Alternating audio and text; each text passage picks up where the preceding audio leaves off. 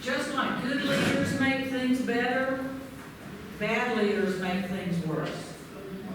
That's why we want to grow as leaders. We don't want things to get worse, do we? We want them to get better. There in your book, Norman Peale said, to be successful is to be helpful, caring, and constructive. To make everything and everyone you touch a little bit better. The best thing you have to give is yourself. So we're going to close this lesson by sharing three ways that we can add value to others. The first one is we add value to others when we truly value them. When we truly value them. You and I can't add value to people if we don't value them. And can't you tell when people don't value you, your opinion, etc.? So when we value them, we can add value to them. When we truly value people, we, letter A, in your book, you believe in them before they believe in us. Okay? Before they believed in us, we believe in them. We should always, as leaders, initiate the belief. Okay? Don't wait for them to believe in us. We initiate the belief and believe in them first. So be the first out of the block to tell them that. And letter B is serve them before they serve us. Serve them before they serve us. And this Rabbi Kushner statement in the book there is so good. The purpose of life is not to win. The purpose of life is to grow and to share. When you come to look back on all that you've done in your life, you will get more satisfaction from the pleasure you have brought into other people's lives than you will from the times that you outdid and defeated them. And there is a personality type that's very competitive. And remember, we're not here to compete with one another, we're here to complete one another. That's right. So it's not about being number one, outdoing, it's about adding value and significance to others. That is a fact. When we truly value people, we let her see, we draw others to us. We draw others to us.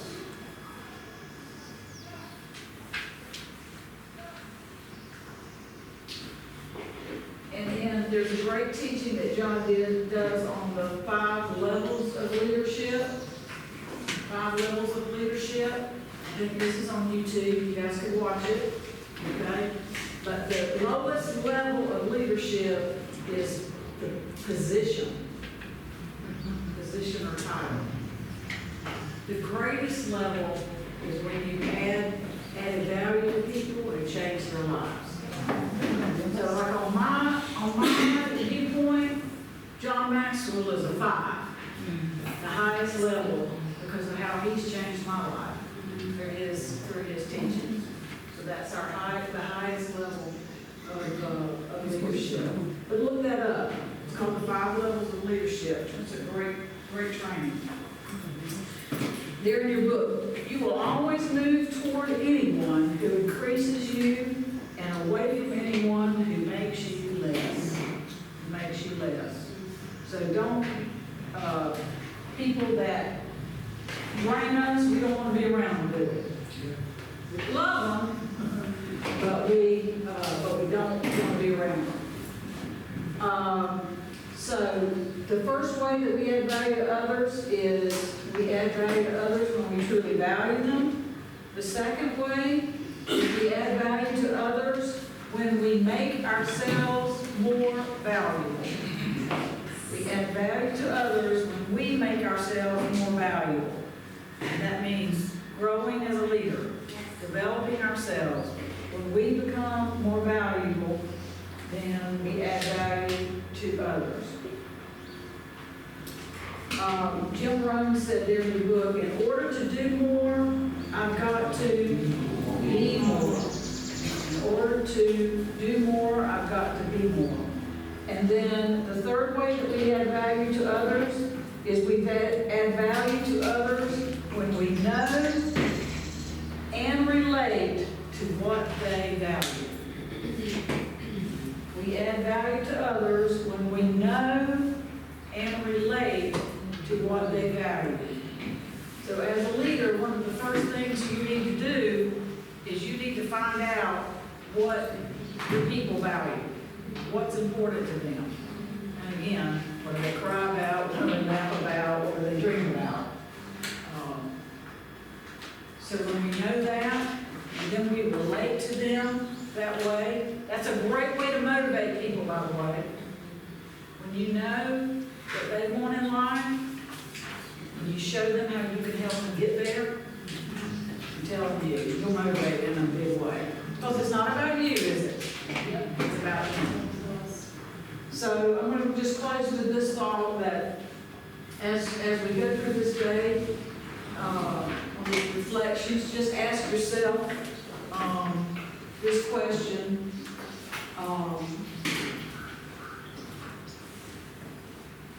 Have I learned anything today? Have I learned anything this week?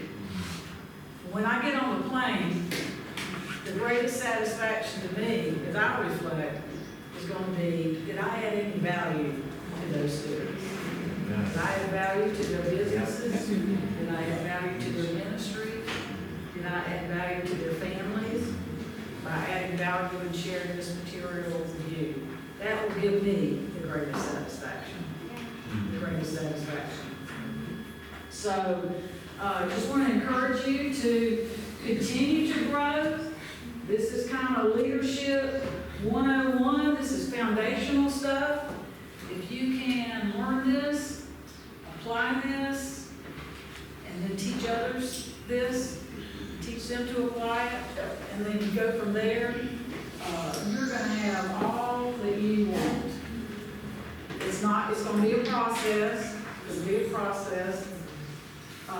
But you can have what you want and what God wants for you. Okay? So, with that, are there any comments? Anybody have anything that you want to add to what we learned today on the reflections of a leader? Do you agree with them? Yeah. Huh? You think they're true? Yes. Have you experienced some of it yourself? Yeah. Anybody? Yeah. Oh, yay! Yes, ma'am.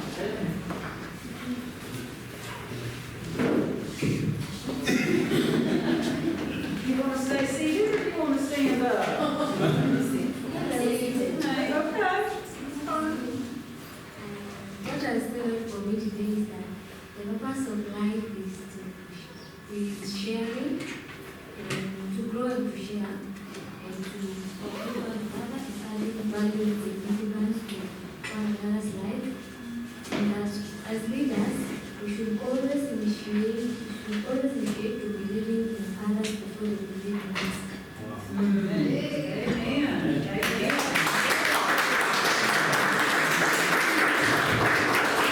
How old are you, Ellen? 19? I tell you what, if I had learned what I told Ellen this yesterday, if I had been her age and learned what she's learning, man, you're going to set the world on fire.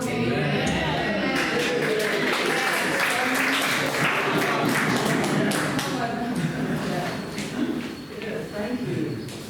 Anybody else?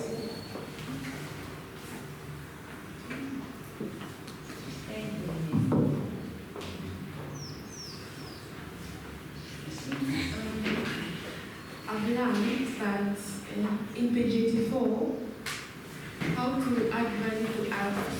The points A and B, believe in them before they believe in us.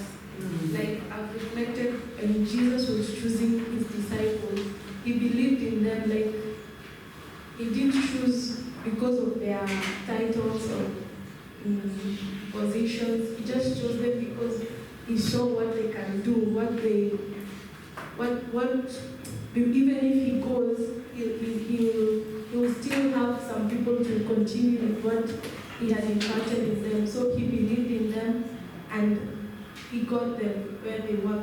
Because when you start, maybe you're starting something and you're the leader, there's some people, those people who are starting with them, they may look as if they can't go anywhere, but when you continue leading them and teaching them and training them, they'll go far.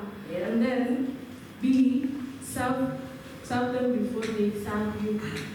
Like Jesus served the disciples when he was washing their feet. Like that's amazing. Like Yes. Amen. Amen. Amen. That's awesome. That is so good. Yeah. So good. That is. Yes, sir. Learning about leadership from the way you have taught us, there are things I have noted, especially as a pastor. One of the problems pastors have in the church is that we have many people who believe that until they are chosen in a position, maybe it is unless they are given a leadership position, they can't serve. They think to be able to serve in the church is when they have been given a position, maybe the leader of the youth group or the women's group or the children's ministry, maybe the leader. But from what we have learned here, we see that you can influence even if you don't have any position in the church. You just being there as a member, you can influence and do a lot and serve. Yes. Because that the issue of positions is really affecting. I'm talking as a pastor now from my observation. It's really affecting so many people, thinking that until they are chosen as a leader somewhere, they cannot influence. Right. And also on the side of the side of now the pastors, we have many leaders who want to be respected because of their position and not because of the value they are adding to the lives of people. Yes. And you find that every time they stand, they want first of all to remind you their position. And they want you to respect them because of their title.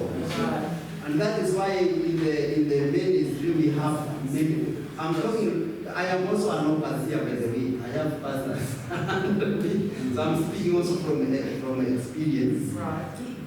We have many people who want to be respected because of their position, and really not because of the value they are adding in the lives of people.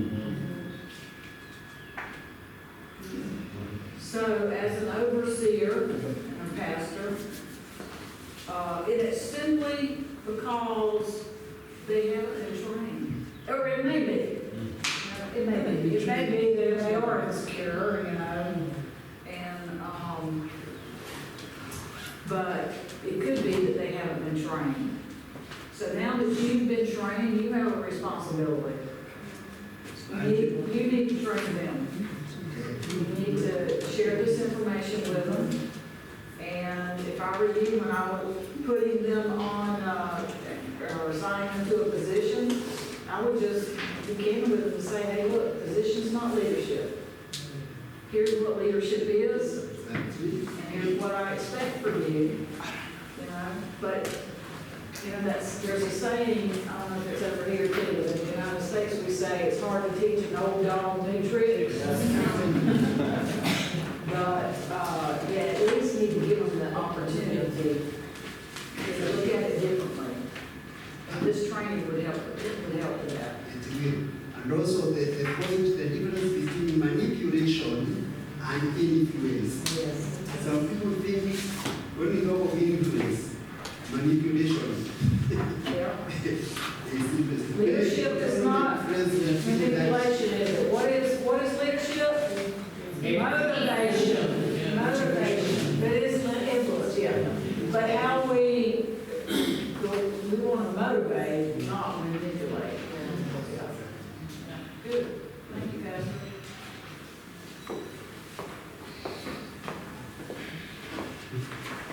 We'll go back here and then we'll come here. So, for me also, what I'm learning also, and also still learning, is that we need to load ourselves deep as leaders, and also to load ourselves deep, in order to reach wide.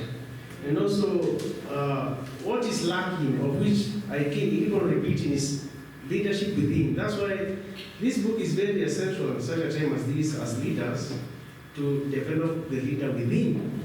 So that because when you don't know how to lead yourself, you cannot lead others. And also you cannot lead people where you have not been. So we need to also, we need to develop the leader within, so that you can be able to lead others where we have been. Yes.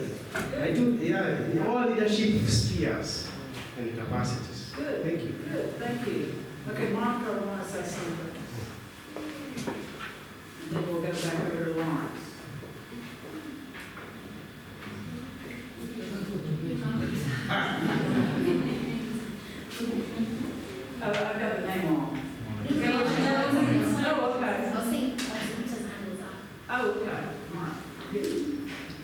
question or an information. So, we have this, we do like groups. We call our like fellowship here. And so we have this leader. She is a very strong-willed person. You're gonna learn about personality tomorrow. You're gonna understand why God made her that way.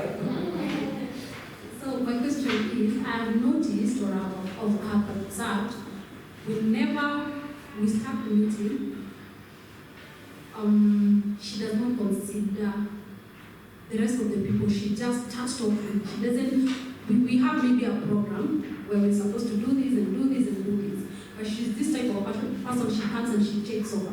You know? She takes over. And then sometimes she talks, we keep on talking and talking, but people are not getting you. Sometimes I look at people and they're not getting. She's so deep that she talks, and people don't get her. So I will ask, my question is, how do you deal with such a person? Because she's very strong-willed, she has this character that you cannot even approach her. She gets offended, she's aggressive. What do you do with such a person? Who's the leader of the group? Who actually is starting the group? It's the first, I'm not the one heading her. It's a pastor. Are they part of it? Are they sitting there when she's doing this? But she's there. Leader of that vision. She's the leader of that life. She's the leader of the group? Yes, the life.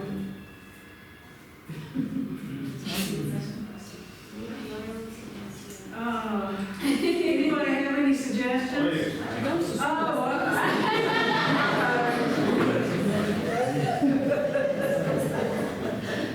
was not much to do. Make it up for it. And we have a Monica Christensen. That man is suffering from a syndrome that is known as little knowledge. And little knowledge is very dangerous. Because when you have little knowledge, you think that you know all. So that person must be subjected to training. Where we feel as Africans,